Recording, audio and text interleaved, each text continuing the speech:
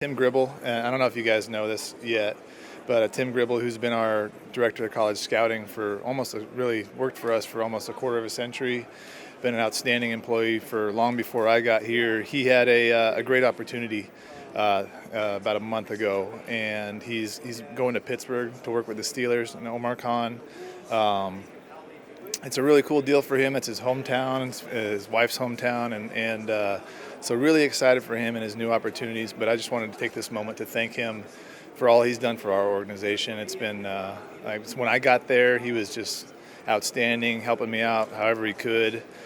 Salt of the earth guy, like you can't find one person that doesn't love him. And so he'll be sorely missed, but I just wanted to wish him well and thank him for all he's done for our organization. And hopefully we don't get into too many head-to-head battles, but really happy for him and his family. So that's really all I got for the news, and I'll just take your guys' questions now. Is there a replacement plan for Tim? Yeah, that's a good question, Ben. And right now we're just going to absorb that with a bunch of different people until we get after the draft, and then we'll look at we have some really good candidates internally, and then we'll look at some external candidates to fill that role in. But big shoes to fill, but we'll be excited to do that. We'll get back to Adam Peters here in just a second from the NFL Combine, but I just wanted to kind of give you guys an update here that we will be getting you guys coverage from Indianapolis at the NFL Scouting Combine all week long. We're going to let you guys know everybody that the Commanders are meeting with. We'll let you guys know all the latest rumors surrounding free agency and trades that is happening in Indianapolis this week. All of our videos are 100% free here on the Commanders Report, and of course the NFL Draft is coming right around the corner as well. So all of our content is interactive, it's informative, and it is free. So make sure you guys click that subscribe button if you haven't already and join the over 50,000 strong already subscribed to the Commanders Report. Now let's get back to Mr. Peters.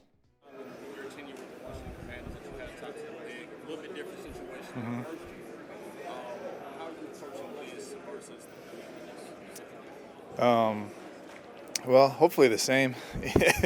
But yeah, I mean, every time you approach everything the same, and you want to really uncover every stone and do all the work on all the different possibilities, whether that's, you stay in pick, you trade back, you trade up, and you want to be sure you have all your bases covered, because you don't know what's going to happen on draft day.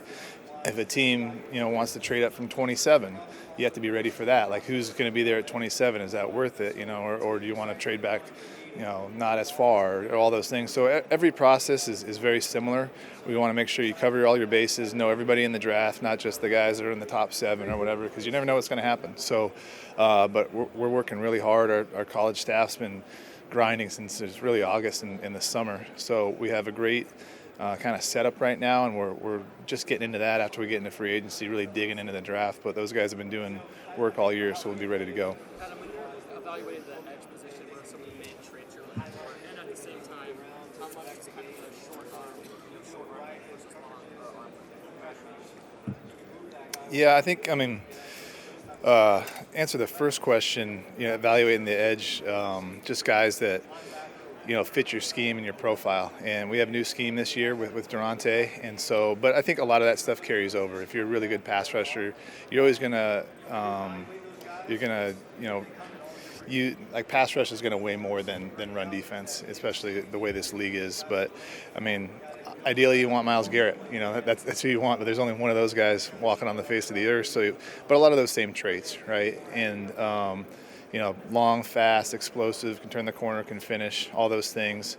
In terms of guys with shorter arms, and there's a few in this draft that are really, really good players, it's, arm length is, I can go into days on this arm length thing, because every time you measure somebody's arm, it could be 30, 31, 32, 33, just depending on who measures it. So you get a pretty good idea of how long their arms are with that, but you really, how well they play with whatever length they have. Some guys have shorter arms that play with great length and extension all the time. Some guys have really long arms that don't use their length as well. So, it's great to have that length, but it's also how they use it and how it comes out on the tape. And so some guys can excel with shorter arms by doing things differently, but, ideally you always want to have err on the side of a longer person, yeah.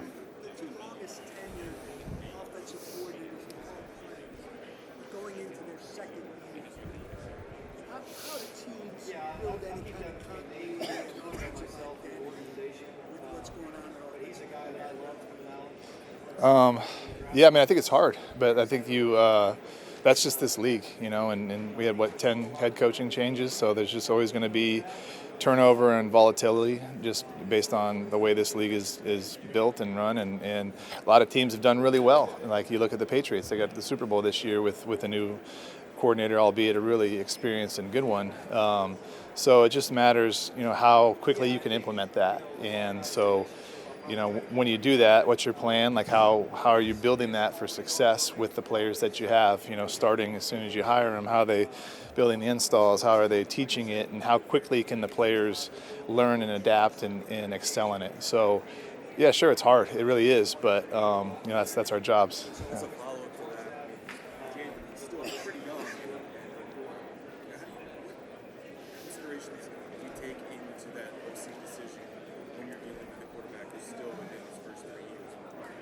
Yeah, I think, with Jaden, all of our decisions are really in consideration of him. And this one, especially with keeping David Blau and their history for the last 2 years of working together. So that helped a lot, and that gives us a lot of confidence. They have an incredible working relationship, and David's an incredible coach. So that will help speed up the process for sure, where you don't have the getting to know kind of trust building factor. That trust is already built.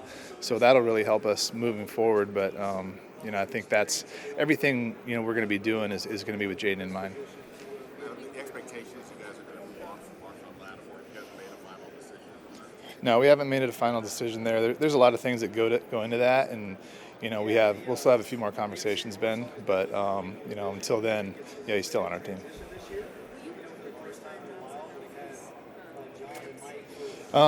Coaching staff question, I don't want to get too deep into that, but, that's the plan, is to absorb that, somehow, some way, whether it's internally or externally. But, we've had some conversations about that. But, really what we want to do is make sure we surround David Blau with as many people that can help him as possible to ensure he has every chance of success. So, yeah, we'll do that.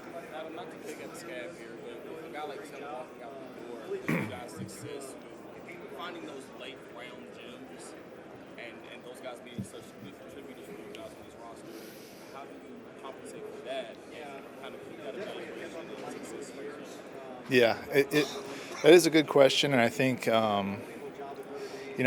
obviously it's not orthodox for a college director to leave at this time. So we will have our work to do, but I think in terms of Tim, I really, that was a personal thing for me too. When I was a college director at Denver, I got asked to go to the 49ers, which was my hometown team, and a great man by the name of John Elway allowed me to do that. And so I wanted to pay that forward, and I think Tim has earned that, more than earned that, really, with his 24 years of service to us. And so, that certainly is not going to be easy, but I really have a lot of confidence in our staff to make up, for the next few months at least, to pick up the slack. Adam, what's the challenge for you going from what you guys were running with Joe to different system? What's the challenge evaluating and bringing it down? Yeah, so that's a really good question, John, and I think it's going to be a little bit different in terms of the players we're looking at and looking for, and what we're looking for in those players. A couple weeks ago, after we hired Durante, and both him and David did an incredible job for us.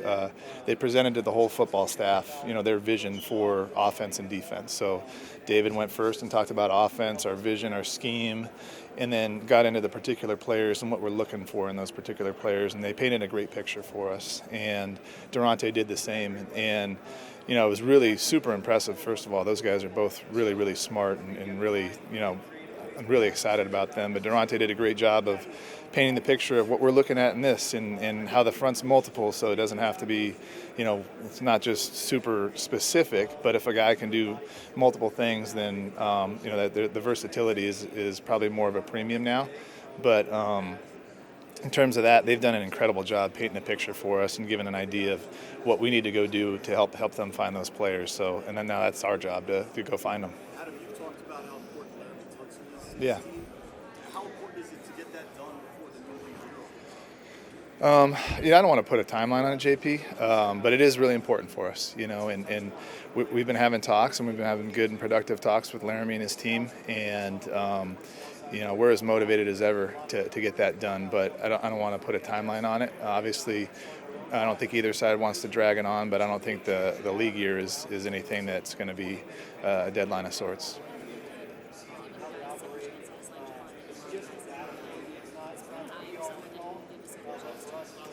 Well, Jennifer, Brandon Aiyuk is a player on another team under contract, so I can't comment on that. Second chances, yeah. I think everybody on earth deserves a second chance, and so with Kinlaw, I mean that was an interesting one. Kinlaw earned his second chance, and really, he earned every single bit of it, and so I wouldn't kind of call his a second chance, so to speak. I think because I had the familiarity with him and understanding the type of person and player and competitor he is, that helped factor into that decision. But I think he earned every single bit of that by the way he came back from his injuries and everything to be a really, really good player. So in terms of Brandon, love the person, but can't really comment on the player. Speaking of players who are under contract, so a couple years ago, what was probably the biggest question about Jaden Daniels at the combine was just an amazing player, his style of play, which took a lot against the college. Obviously got the rookie year, went great. Do you think that he needs to continue to tweak the style of play and just work on taking less hits? If you look at the elbow injury, it's kind of a freak play. Yeah, I think there's, some of these injuries, right, for anybody are freak injuries and things that would happen to anybody. But Jaden's well aware of, just being able to protect himself and understanding the importance of that and being available. And we've talked about this a lot, but he certainly understands that. And but it's not just on Jaden; it's on all of us. It's on our scouting staff to find the receivers and the linemen and the running backs to support him, so he doesn't have to do it all himself. It's on the coaches, with the way they coach him and the plays we call on the scheme and everything like that. So it's a team effort, but certainly it is a premium to keep him healthy for sure. To him, I couldn't put we talk about it a lot, but I don't know if there's a number on it. Adam, you were back to Laramie for a second. You were talking about how you don't want to put a deadline on it. The conversations continue. With that being said, are you determined to try to keep it out of free agency, given his position and the year he had for you guys last year? Or is that not changing? Yeah, Laramie's under contract for this next year, so so he's got one more year on his contract. Yeah. Adam, speaking of take two more.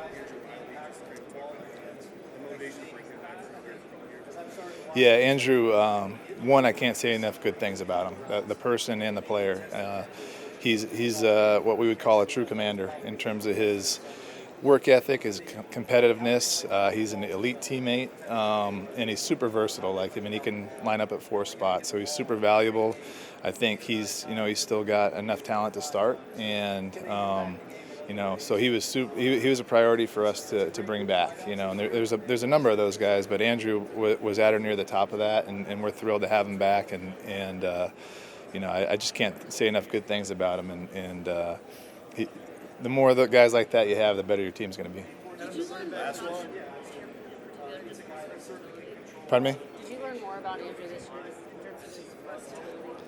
Yeah, I think I learned a lot about him this year, and just the type of human being he is. We had a contract that we had to restructure last year, and the way he responded to that is better than I could ever imagine myself responding to. He is an outstanding person, a team first person, and so that was the first part. But just being around him for another year as a human being and understanding what he means to that room and to the offense in general, just really impactful in a lot of different ways. And then obviously, you get onto the field, and a lot of it's, first it's the selflessness of going wherever we need him to go to help the team, and then 2, his talent and versatility to go to. It's really hard to move from the left to the right, from inside to outside. So you have to have a lot of talent and just really a great work ethic to be able to do that stuff. So couldn't be more impressed with him as a person or a player, and really honored to be working with him.